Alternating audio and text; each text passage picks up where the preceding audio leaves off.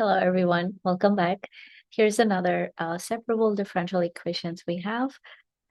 This is the equation, and here's an initial condition. There's two parts to this question. Um, for, for A, we want to find the solution to the initial value problem in explicit form. And part B, we're going to determine the interval in which the solution is defined. So these are the two parts we'll be working on in this question. I hope you have seen some separable equations already. So here's another one. All right, let's separate the variables. So think of R as a function of theta. So R is your dependent variable. This is like your Y. Theta is like your X. So if you get confused, those are the variables. Okay, so let's go ahead and find our solutions. So we have dr d theta is equal to r squared over theta. So I can divide both sides by r squared. So we have 1 over r squared dr, and then I have 1 over theta multiplied by d theta. All right, so we have separated the variables. Now we can go ahead and integrate both sides with respected variables. Now, the left-hand side, it's a power rule, so we can use power rule of integration, but before that, we need to rewrite this is r to the negative 2 power.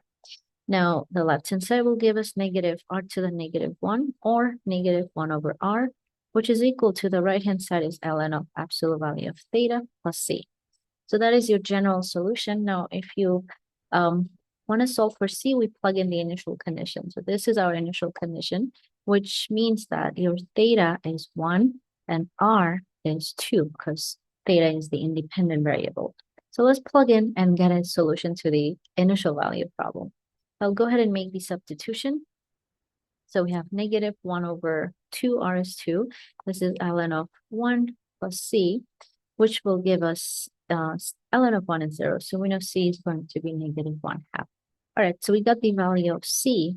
Now let's write out the solution.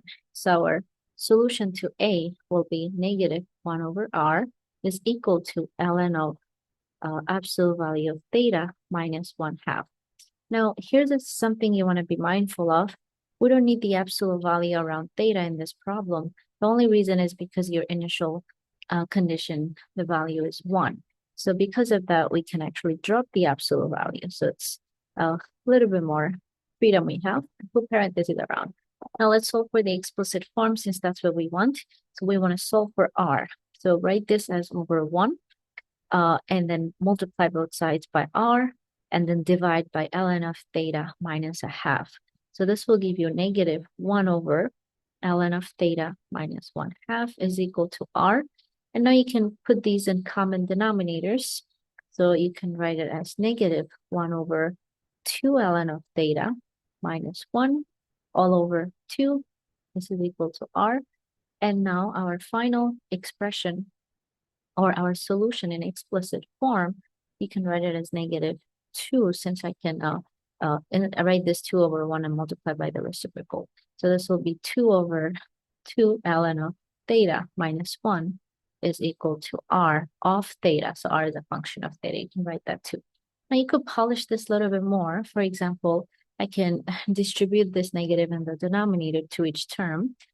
Cleaner form, you can write it as r of theta is equal to 2 over. So if I distribute the negative to each term in the denominator, so give me a positive 1, so 1 minus 2 ln of theta. So that's a cleaner way of writing the explicit solution. So this is the explicit solution. Okay. All right, now for part B, we're going to see where this solution is defined. So first we need to find where is it undefined. So we know this is going to be undefined. So undefined when theta is equal to 0 because you don't have ln of 0. That's a problem. So it's undefined when theta is 0. So we need to look at value bigger than 0. So another thing to consider is that we don't want this ln of theta, this to be 0. Because if this is 0, then the entire denominator is going to be 0. And 2 over 0 is also undefined.